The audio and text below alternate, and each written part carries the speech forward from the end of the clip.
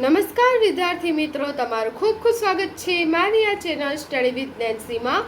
જો હજી સુધી તમે મારી આ ચેનલને સબસ્ક્રાઇબ ના કરી હોય તો જલ્દીથી સબસ્ક્રાઇબ કરજો. આજે આપણે પ્રકરણ નંબર 4 દ્વિઘાત સમીકરણમાં સ્વાધ્યાય 4.2 નો પ્રશ્ન નંબર 1 માં ત્રીજો, ચોથો, પાંચમો દાખલો જોઈશું. તો અહીં જુઓ, પ્રશ્ન નંબર 1 આપેલો છે, નીચે આપેલ સમીકરણના ઉકેલ અવયવીકરણની રીતથી મેળવો. તો આમાં જુઓ, આપણને ત્રીજો દાખલો આપેલો છે કે વર્ગમૂળમાં 2x² + 7x + 5 વર્ગમૂળમાં 2 બરાબર 0. તો હવે જુઓ, આમાં આપણે શું કરવાનું, જ્યારે આનો આપણે કેવી રીતે અવયવીકરણથી ઉકેલ મેળવવો છે, તો પહેલાં આપણે જે આ x² વાળા પદ હોય એટલે એનો સહગુણક અને અચળ પદી બંનેનો ગુણાકાર કરવાનો. એટલે કે આપણે 2 વર્ગમૂળમાં 2 ગુણ્યા 5 વર્ગમૂળમાં 2 કરવાનો. આ બંને આ પદનો શું કરશું, ગુણાકાર કરીશું. એટલે આપણને શું મળશે, 5 ગુણ્યા, હવે વર્ગમૂળમાં 2 ગુણ્યા વર્ગમૂળમાં 2 કેટલા થઈ જાય, 2 થઈ જાય. તો 5 ગુણ્યા 2 એટલે શું થઈ જશે, 10. હવે આપણે શું કરવાના, 10ના ભાગ પાડવાના, જેથી શું આવે, જેનો સરવાળો 7 થાય. હવે કેમ ખબર પડે સરવાળો કે બાદબાકી થાય છે, અચળ પદો એની આગળ કેની નિશાની છે, સરવાળાની. એટલે 10ના એવા ભાગ પાડવાના કે જેનો સરવાળો કેટલો થાય, 7. તો 10 × 10, સરવાળો કેટલો થાય, 11. પછી 5 × 10 થઈ ગયો સરવાળો 7. તો 10ના કયા 2 ભાગ પડશે, 5 ને 2. હવે આ જે 5 હોય એની આગળ તો આ જ નિશાની લગાડી દેવાની, મધ્યમ પદની. પણ 2 ની આગળ નિશાની લગાડતા પહેલા વિચારવાનું કે શું કરીને આપણે 10 લઈ આવો તો સરવાળો, શું કરીને આપણે 7 લઈ આવો તો સરવાળો કરીને, તો અહીં પ્લસ હતું તો અહીંયા પ્લસ હોય તો સરવાળો થાય, માઇનસ કરી દઉં તો બાદબાકી થઈ જાય. એટલે 2 પ્લસ રાખવા પડશે, તો +5 ને +2 2 ભાગ પડશે 7ના. પડી ગયા. હવે આપણે લખી દઈએ કે વર્ગમૂળમાં 2x², હવે 7x છે એની જગ્યાએ શું આપણે લખશું, +5x + 2x. હવે વત્તા 5 વર્ગમૂળમાં 2 બરાબર શું થઈ જશે, 0. તો આ તમે જુઓ કે આપણે 7x ના શું 2 ભાગ પાડી લીધા. હવે ઈઝી છે, આ બંને ભાગ છે એમાંથી આપણે સામાન્ય કાઢવાના. હવે સામાન્ય કાઢતી વખતે આમાં ધ્યાન રાખવાનું કે વર્ગમૂળ છે એટલે થોડુંક આપણે ધ્યાન રાખીને ગણશું. એકદમ ઈઝી છે, એકવાર તમે જાતે ગણશો એટલે આવડી જ જશે કે આમાંથી શું વર્ગમૂળમાં 2 ને 5 એમાંથી તો કાંઈ સરખું નીકળવાનું જ નથી.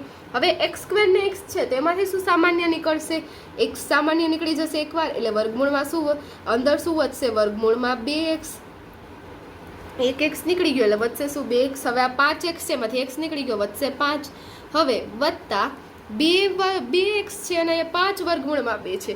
તો હવે આમાં સામાન્ય નીકળશે, કારણ કે અહીં 2 છે અને અહીં વર્ગમૂળમાં 2 છે એટલે સામાન્ય નીકળશે. હવે જો તમને એમને સામાન્ય કાઢતા આવડી જાય તો સારું, નકર સાઈડમાં આવી રીતે 2x ના ભાગ લખી દેવાના કે 2x એટલે શું થાય, વર્ગમૂળમાં 2 ગુણ્યા વર્ગમૂળમાં 2 ગુણ્યા x. વર્ગમૂળમાં 2 વર્ગમૂળમાં 2 શું થઈ જાય, 2 થઈ જાય અને ગુણ્યા x. એટલે આનાથી આપણે શું કરશે, સામાન્ય કાઢવામાં આપણને સરળતા રહેશે.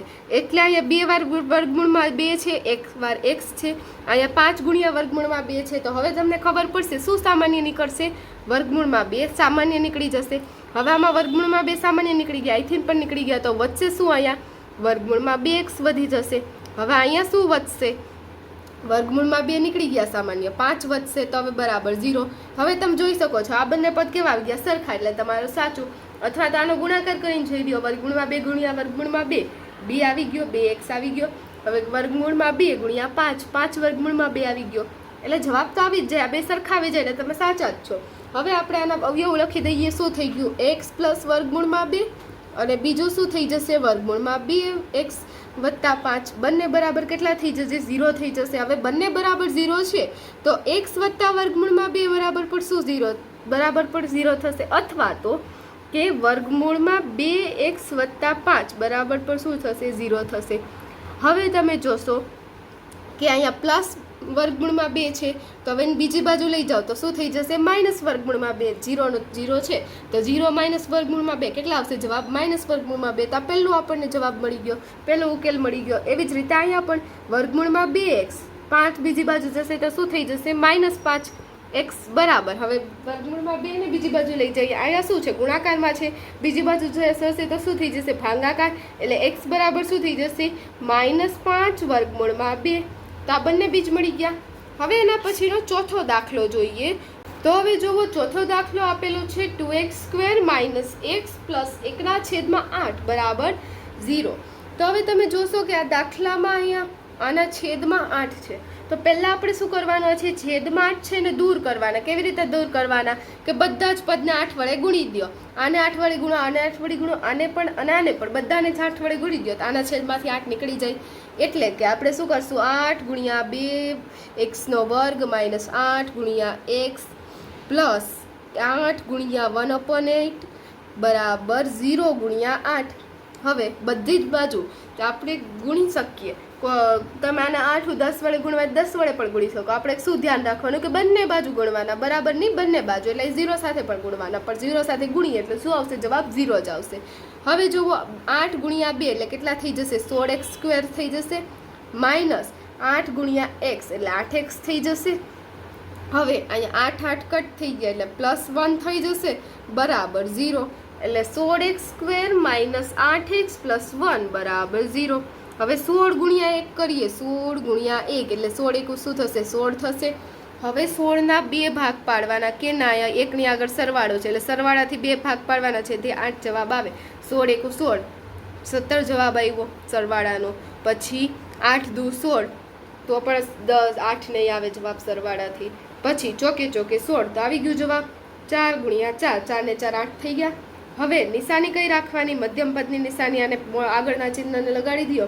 હવે આપણે સરવાળો કરવો છે તો બંને નિશાની કેવી હોવી જોઈએ, સરખી હોવી જોઈએ. આ કેવું છે, સરવાળાથી 8 જવાબ આવે છે. 4 ને 4 બંનેનો શું કરીએ, સરવાળો કરીએ તો 8 જવાબ આવે. તો આની આગળ પણ માઇનસ લગાડશું, આની આગળ પણ માઇનસ લગાડશું, સરખા નિશાની રાખશું એટલે માઇનસ માઇનસ પ્લસ થઈ જશે. 4 ને 4 8, -8 આવી ગયો જવાબ. હવે આ વિસ્તરણ કરીને લખી દઈએ કે 16x² minus 4x minus 4x plus 1 બરાબર 0. આપણે શું કર્યું, -8x હતા એના 2 ભાગ પાડી દીધા, -4x માઇનસ 4x. હવે આ બંનેમાંથી સામાન્ય કાઢીએ, શું સામાન્ય નીકળશે, 16માં 4 અને અહીંયા પણ 4, 4 સામાન્ય નીકળશે. પછી અહીં x² છે, અહીં x છે, x સામાન્ય નીકળી જશે એટલે 4x સામાન્ય નીકળી ગયો. અહીં વધશે શું, અહીં 4 હતો 16 એટલે ચોકે ચોકે 16, 4 નીકળી ગયો, 4 વધશે અને x² માંથી x નીકળી ગયો એટલે x વધશે. હવે અહીંયા માઇનસ 4x છે, 4x આખું નીકળી ગયું એટલે કાંઈ નથી વધ્યું, 1 વધશે અહીંયા. હવે અહીંયા શું થઈ જશે, સામાન્ય શું નીકળશે, ખાલી માઇનસ એ નિશાની માઇનસ, અને અહીંયા આપણે શું લખી દઈશું 1, કારણ કે બંનેમાં કાંઈ સામાન્ય જ નથી એટલે 1 સામાન્ય કાઢી લેવાના. હવે 4x, હવે જુઓ આગળ માઇનસની નિશાની હતી, અંદરની નિશાની બદલી જશે, કારણ કે જો માઇનસ માઇનસ પ્લસ થઈ ગયું. આગળના દાખલા છે, સોરી, જ્યારે પણ આગળ માઇનસ હોય ત્યારે શું કરી દેવાનું, આપણે અહીંયા આગળ માઇનસ જે અંદરની નિશાની હોય એ બદલી નાખવાની, બરાબર 0 થઈ ગયું. હવે જોવા આપણને 2 અવયવ મળી જશે, 4x માઇનસ 1 અથવા તો 4x માઇનસ 1. 2 અવયવ મળી ગયા, 4x માઇનસ 1 ને આ પણ શું થઈ ગયું, 4x માઇનસ 1 બરાબર શું થઈ જશે 0. માટે x બરાબર શું થઈ જશે, અથવા તો 4x બરાબર અહીં -1 છે, બીજી બાજુ જાય એટલે +1, અને x આ બાજુ ગુણાકારમાં છે, બીજી બાજુ જશે એટલે ભાગાકારમાં, એટલે x બરાબર 1/4. એવું જ આ બાજુ પણ એમ જ થઈ જશે કે 4x માઇનસ 1 છે, 4x બરાબર હવે અહીં 1 બીજી બાજુ જશે એટલે +1. હવે x અહીં ગુણાકારમાં હતા, છેદમાં આવી જશે, x બરાબર 1/4. તો આ જોવા ચોથા દાખલાનો જવાબ આવી ગયો. એના પછી પાંચમો દાખલો જોઈએ. તો હવે જો પાંચમો દાખલો આપેલો છે, એમાં બંનેનો ગુણાકાર કરીએ, 100 ગુણ્યા 1 તો 100 ગુણ્યા 1 100 થઈ જશે. હવે એના સરવાળાથી ભાગ પાડવાના છે કે જેનો સરવાળો 20 થાય. તો 100 1 100 ના થાય, 50 દુ 20 ના થાય, પણ 10 દુ 100 થઈ, સોરી 10 ગુણ્યા 10, 10 દાન 100 થઈ જશે, કે 10 ગુણ્યા 10 કરીએ 100 થઈ જાય, અને 10 ના 10 થઈ ગયો સરવાળો 20. હવે નિશાની કઈ રાખશું કે 10ની આગળ માઇનસ છે, અહીંયા તો અહીં માઇનસ રાખશું, સરવાળો કરવાનો છે એટલે સરખી નિશાની એટલે -10 -10. હવે પદ લખી દઈએ, 100x² minus 10x minus 10x plus 1 બરાબર શું થઈ જશે 0. હવે પાછા સામાન્ય કાઢીએ. હવે સામાન્ય કાઢવામાં અહીંયા શું સામાન્ય નીકળશે, 10x સામાન્ય નીકળી જશે. અહીંયા તમે જુઓ 100 માંથી 10 ગુણ્યા 10 એટલે 10x સામાન્ય નીકળી જશે. હવે પછી અહીંથી અને 2માં x છે એટલે x સામાન્ય નીકળશે. તો હવે પછી આમાં બીજું કયું પદ સામાન્ય નીકળશે, તો અંદર શું વધશે કે અહીં અંદર 10 વધી જશે, 10 ગુણ્યા 10 100 એટલે 10 વધશે, અને એક x વધશે, માઇનસ અહીં બધું જ નીકળી ગયું બહાર એટલે 1 વધી જશે. હવે આ બંનેમાં કાંઈ સામાન્ય નથી એટલે માઇનસ લખીને 1 કરી દઈશું.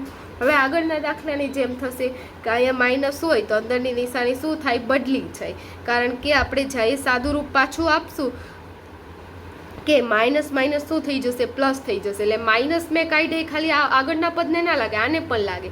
એટલે મેં માઇનસ સામાન્ય કાઢ્યા હતા, આમાંથી મેં માઇનસ કાઢ્યું તો શું વધે, હજી એક માઇનસ વધે.